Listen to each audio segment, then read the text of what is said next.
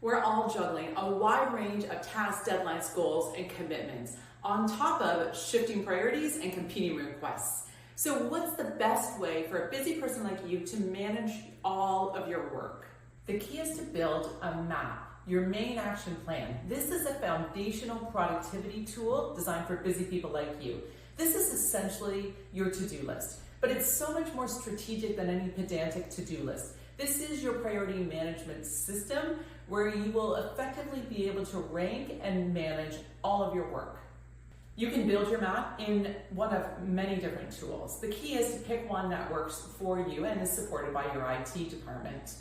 Then you want to do a 5C assessment of your map. Is it a central and complete listing of all of your tasks, deadlines, goals, commitments? You may even include personal tasks, or you might choose to keep personal tasks listed on a separate map. That's up to you.